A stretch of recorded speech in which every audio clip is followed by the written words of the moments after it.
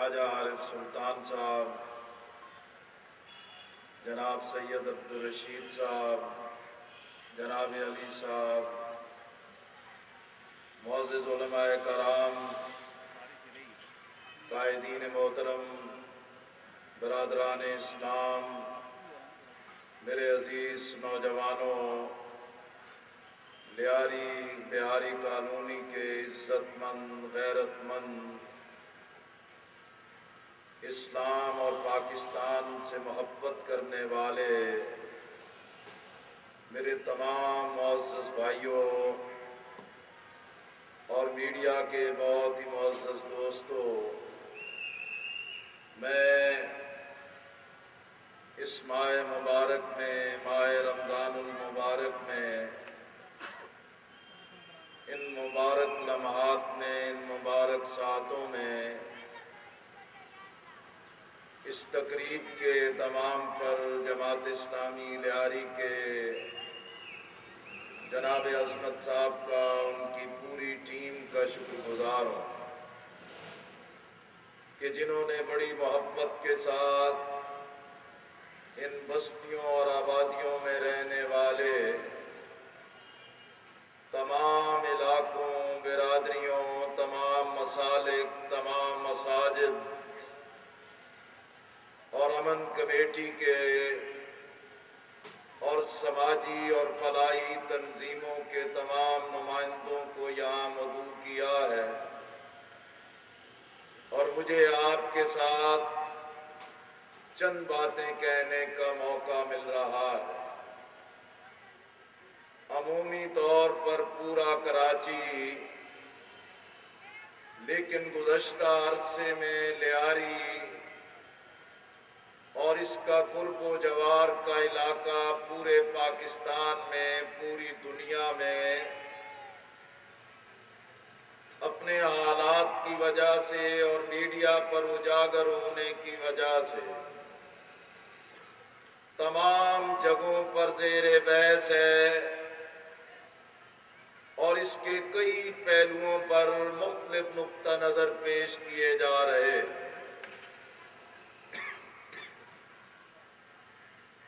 حضرات محترم، ہم سب کا اور میرا ذاتی طور پر بھی ایک طویل مدت سے اس علاقے کے ساتھ تعلق بھی ہے، اور دوست و احباب کے ساتھ یاد اللہ بھی ہے، اور میں جانتا ہوں اور مجھے اس بات کا یقین ہے کہ یہ علاقہ جرت مند، غیرت مند لوگوں کا علاقہ ہے۔ یہ پورے ملک میں سے آنے والے محنت، امانت اور دیانت کے ساتھ روزگار کی تلاش کرنے والے باہمت لوگوں کا علاقہ ہے، لیکن اس پورے علاقے میں عوام کی، عامت الناس کی پریشانیاں،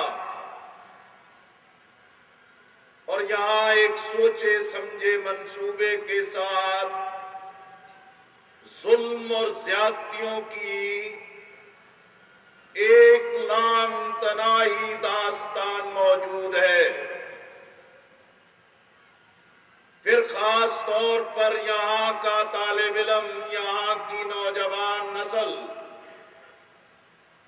جو اس پوری قوم کا، پورے ملک کا، پورے علاقے کا مستقبل ہے، اسے جس طرح غارت کرنے کی کوشش کی جا رہی ہے، پھر منشیات، جرائم، اور اسی طریقے سے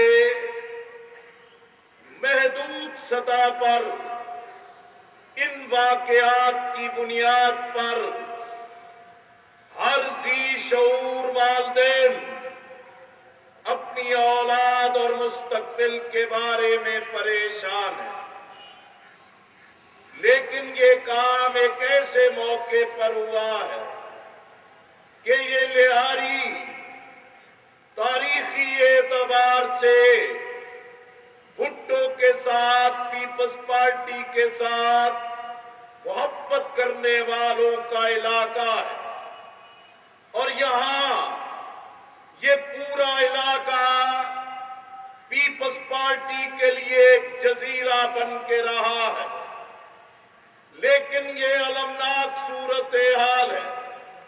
حکومت بھی ان کی ہے، وفاق میں سندھ میں حکمرانی بھی ان کی ہے، اور وہ مخلص کارکن جنہوں نے فوجی آمریت کے دور میں اپنی وفا کے ساتھ اس کے جھنڈے کو، اس کی قیادت کے نام کو بلند رکھا، لیکن آج اپنی حکمرانی، اپنے اقتدار کی خاطر، ایک بلیک میلر گروہ کی خاطر اس پورے علاقے کو بھینٹ چڑھا دیا گیا ہے۔ میرے عزیزوں اور میرے بھائیوں، میں لیاری کے عوام سے جو غیرت مند ہیں، عزت مند ہیں، یہ بہاری کالونی میں بسنے اور رہنے والے عوام کہ جو پاکستان سے ٹوٹ کر محبت کرنے والے محنت کش اور بااعتماد لوگ ہیں، میں اس موقع پر یہی پیغام دینا چاہتا ہوں کہ یہ ماہ رمضان اللہ کی رحمتوں، اس کی برکتوں، یہ ماہ رمضان جس کی شب قدر میں لوح محفوظ سے اللہ کریم قرآن کا نزول کرتے، پھر 23 سال میں مرحلہ وار وحی کے نزول کے ساتھ نبی اکرم صلی اللہ علیہ وسلم کے قلب اطہر پر نزول ہوتا ہے، اس قرآن کی تکمیل ہوتی ہے۔ حقیقت میں میرے بھائیوں، ضرورت اس چیز کی ہے ہم اللہ سے رجوع کریں، ہم توبہ استغفار کریں، ہم قرآن و سنت کے دامن کو پکڑے۔ یہ کلمے کی بنیاد پر بننے والے ملک کو جس طرح برباد کیا گیا ہے، جتنے بھی اس کی وجوہات تلاش کرے، سب سے بڑی وجہ یہ ہے کہ اللہ کی ناراضگی ہے، اللہ کے دین سے منہ موڑا ہے، قرآن و سنت سے منہ موڑا ہے، اسلامی تہذیب سے منہ موڑا ہے، اپنے آپ کو اس معیار حق سے توڑ کر ذاتی مفادات کے تابع کیا ہے، جس کی وجہ سے یہ مصائب اور مشکلات بڑھتی چلی جا رہی ہیں۔ نبی مہربان صلی اللہ علیہ وسلم مسجد نبوی میں تشریف لائے، صحابہ کرام رضوان اللہ اجمعین منتظر تھے کہ آپ کوئی نصیحت فرمائیں گے۔ آنے کے بعد ممبر پر تشریف لے جاتے، پہلی، دوسری، تیسری سیڑھی پر آمین کہتے، پھر خاموشی اختیار کرتے۔ صحابہ کرام سوال کرتے کہ اے اللہ کے رسول صلی اللہ علیہ وسلم، آپ نے کوئی نصیحت نہیں فرمائی، یہ آمین کہا، اس کا کیا ماجرا ہے؟ آپ نے فرمایا کہ میں نے پہلی سیڑھی پہ قدم رکھا تو جبرائیل امین آئے، انہوں نے دعا کی کہ ہلاکت ہو اس شخص کے لیے جسے ماہ رمضان ملے اور وہ اپنی مغفرت نہ کروا سکے۔ دوسری سیڑھی پہ پھر جبرائیل امین نے کہا ہلاکت ہو اس شخص کے لیے جس کے سامنے محمد صلی اللہ علیہ وسلم کا نام آئے اور ان پہ وہ درود پاک نہ بھیجے۔ تیسری سیڑھی پہ قدم رکھا، جبرائیل امین نے پھر دعا کی کہ ہلاک ہو وہ شخص جس کو زندگی میں والدین ملے اور ان کی خدمت کر کے وہ اللہ کو راضی نہ کر سکے۔ میرے عزیزو، بندہ مومن اہل ایمان کی زندگی کا چارٹر اس کے اندر موجود ہے۔ حضرات محترم، یہ ماہ رمضان قرآن کا مہینہ، یہ تقوی کا درس دیتا ہے۔ ہم یہ سمجھے کہ روزہ رکھنے کے بعد میں کوئی کھا پی لوں گا تو اللہ ناراض ہو جائے، میں یہ سمجھوں کہ تنہائی میں، اکیلے میں، گھر کے بند کمرے میں کھا پی سکتا تھا، اللہ کی پابند کی چیزوں کو اختیار کر سکتا تھا، لیکن میں نہیں کرتا کہ میرا اللہ مجھے دیکھ رہا۔ لیکن میرے بھائیوں، کیا تقویٰ صرف روزے کی صورت کی علامت کا نام ہے؟ کیا ہم جھوٹ بولے، غیبت کرے، ہم کسی کا حق مارے، ہم کسی سے ظلم اور زیادتی کرے، ہم کم تولے، ہم ملاوٹ کرے، ہم کسی سے اس کا حق چھین لے، کیا اللہ بندے کے اس عمل کو نہیں دیکھ رہا؟ اللہ تو ہر کیفیت میں دیکھتا ہے۔ تقویٰ اسی چیز کا نام ہے کہ پوری زندگی کو اللہ کے رنگ میں رنگ دے، دو رنگی کو چھوڑ دے، صبغت اللہ، اللہ کے رنگ کو اختیار کرے۔ قولوا قولا سدیدا، کوئی بھی حالت ہو حق کی شہادت دے، حق کی گواہی دے۔ یہ قرآن انسانی زندگی میں انقلاب برپا کرتا ہے۔ حضرت ابوبکر صدیق رضی اللہ تعالیٰ عنہ کی شخصیت میں علم تھا، تدبر تھا، سخاوت تھی۔ حضرت عمر بن خطاب رضی اللہ تعالیٰ عنہ کی زندگی میں حق کا جوش تھا، عدل کی فراوانی تھی۔ اسی طرح حضرت عثمان رضی اللہ تعالیٰ عنہ کی شخصیت میں حیا تھا، سخاوت تھی۔ علی کرم اللہ وجہہ کی زندگی میں شجاعت تھی، علم تھا، تدبر تھا۔ ان کی شخصیات میں قرآن خود بولتا تھا کہ میں یہاں موجود ہوں۔ میرے عزیزوں، میرے بھائیوں، میں آپ سے اسی بات کی گزارش کرنا چاہتا ہوں۔ یہ رمضان تو ہمارے دلوں کو جوڑنا چاہتا ہے، یہ رمضان تو ہمارے ذہنوں میں قرب پیدا کرنا چاہتا ہے، یہ رمضان تو ہمیں بھائی بھائی بنا کے باطل کے مقابلے میں حق کی طاقت بنانا چاہتا ہے۔ اور آج اگر ہماری امت کی حالت دیگر خوں ہے اور امت کی حالت بربادی کی طرف ہے، یہ اس بات کی دعوت دے رہے ہیں حالات کہ ہم اللہ سے رجوع کریں، توبہ اور استغفار کریں، اللہ کے سامنے گڑ گڑائیں۔ ہم میں سے کون ہے جو غلطی نہیں کرتا، جو گناہ نہیں کرتا، جو کوتاہی نہیں کرتا، لغزش کس سے سرزد نہیں ہوتی؟ لیکن میرے عزیزو، اللہ کو بندے کی توبہ بڑی پسند ہے۔ بالکل اس طرح کی مثال کہ جیسے ایک مسافر اونٹنی پہ مال لاد کے لکو تک صحرا کی طرف جائے، تپتے صحرا میں اسے کوئی درخت نظر آئے، وہ درخت کے نیچے سستانے کے لیے، آرام کے لیے بیٹھے، اور اس کو اونگ آ جائے، آنکھ لگ جائے، اور پھر آنکھ کھلے تو اس کی اونٹنی غائب ہو، جس پہ مال تھا، جس پہ پانی تھا، اور پھر اس کو اس ریگستان میں موت کا سما نظر آ رہا ہو۔ پھر تھک ہار کے وہ درخت کے نیچے بیٹھے، اونگ لگے، پھر آنکھ کھلے اور اس کو وہ اونٹنی مال سمیت مل جائے تو اس مسافر کو کتنی خوشی ہو۔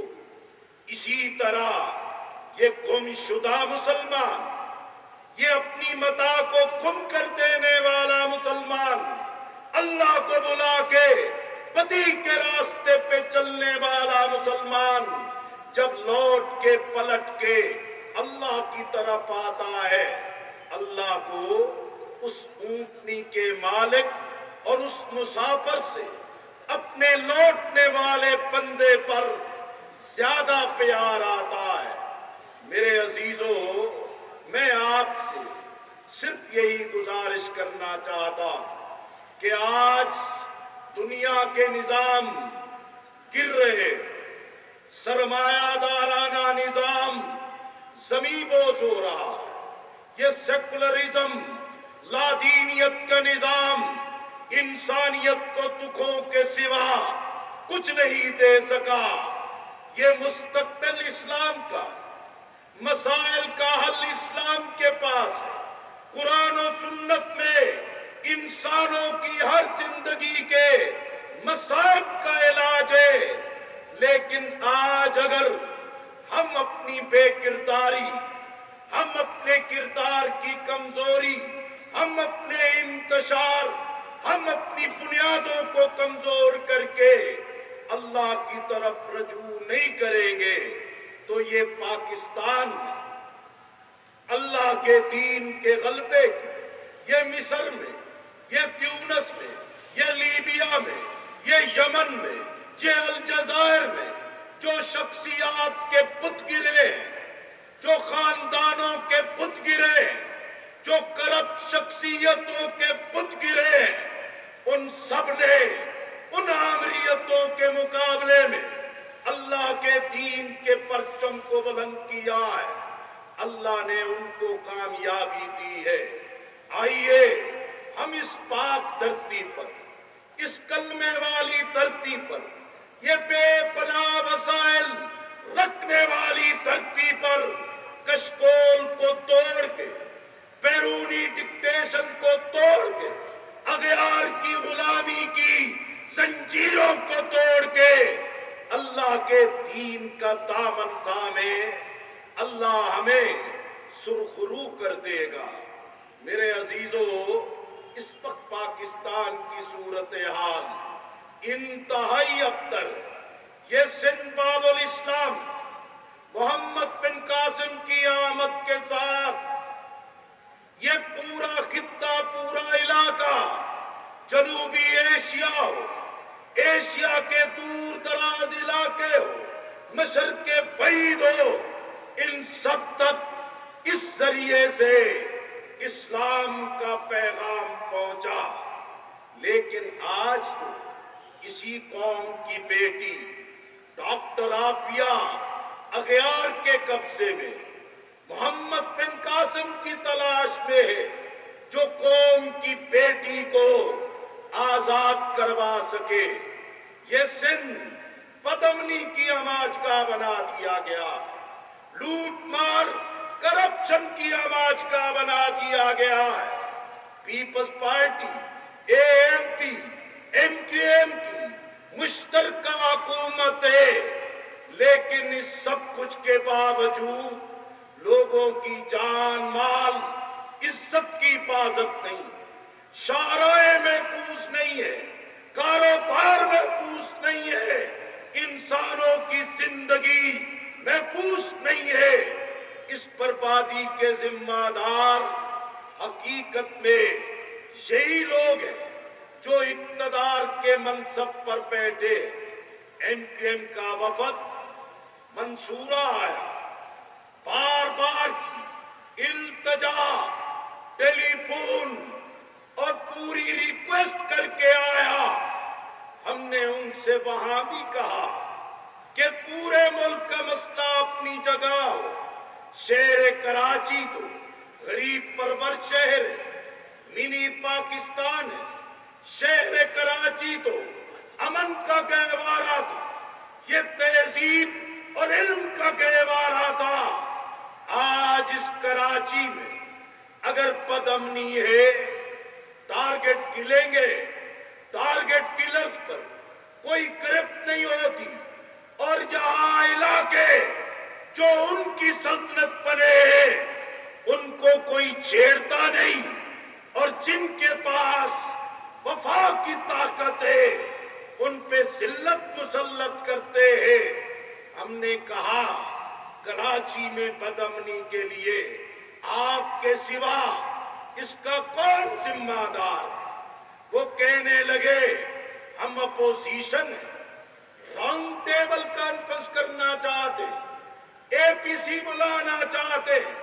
ہم نے کہا آپ کو اپوزیشن کون مانتا؟ وفاقی حکومت میں آپ، صوبائی حکومت میں آپ ہر چیز کی بلیک میلنگ کرتے ہیں۔ اپوزیشن کی حیثیت سے آپ پر کون اعتماد کر سکتا ہے؟ میرے عزیزو، پھر کہنے لگے کہ ہم انتخابات چاہتے جو شفاف ہوں۔ ہم نے ان سے کہا پورے ملک میں انتخابات کی جو صورت ہو، شہر کراچی میں ووٹر لسٹیں تباہ کی گئی، پولنگ سٹیشن تباہ کیے جاتے، پولنگ بکس پر قبضہ کیا جاتا ہے، پولنگ کا عملہ کوئی ہوتا ہے بٹھایا کسی اور کو جاتا ہے، مرضی کے نتائج لاتے۔ ہم نے ان سے کہا شہر کراچی میں الیکشن کے اس کلچر کو بدلو۔ اس لیے میں سمجھتا ہوں جو اسٹیبلشمنٹ کی گود میں بیٹھ کے، فوجی آمریتوں کی گود میں بیٹھ کے جو اپوزیشن سے بار بار دھوکہ کرے، ان کی کال پہ، اپیل پہ پاکستان کی جماعتیں کسی اے پی سی، کسی راؤنڈ ٹیبل کانفرنس میں شرکت کے لیے تیار نہیں ہو سکتی۔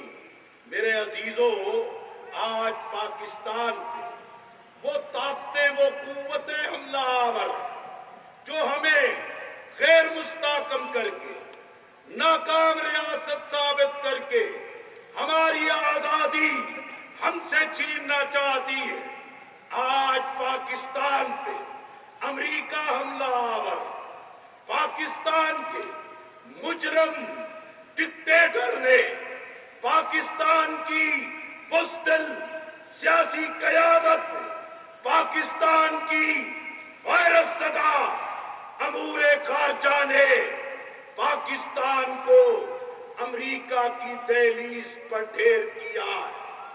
آج امریکہ افغانستان میں شکست کھا رہا ہے۔ ایسے موقع پہ امریکہ کو تازہ دم نیٹو سپلائز بحال کر کے اس خطے کو ایران کے خلاف، افغانستان کے خلاف، سنٹرل ایشیا کے خلاف، چائنا کے خلاف استعمال کرنے کے لیے سرداری کی کمزوریوں کو استعمال کیا جا رہا ہے۔ میرے دوستو، پاکستان کی حالت کو امریکی امداد، کشکول میں dollar, I M F, World Bank کے قرضے نہیں، پاکستان کو امانت، دیانت، اہلیت پر بنیاد پر قیادت کی ضرورت ہے۔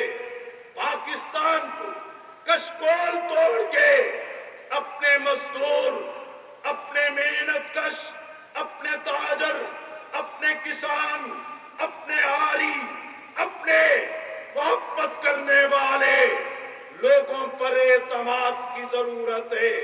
اوورسیز پاکستانیز پاکستان سے بے پناہ محبت کرتے ہیں۔ آج پاکستان میں اس نظام کو ٹھیک کرنے کے لیے یہ قیادت میسر آئے، پاکستان کی تقدیر بدل سکتی ہے۔ برادران اسلام، میرے عزیز نوجوانوں، میں آخر میں یہ عرض کرنا چاہتا ہوں، مسائل تو بے پناہ ہیں۔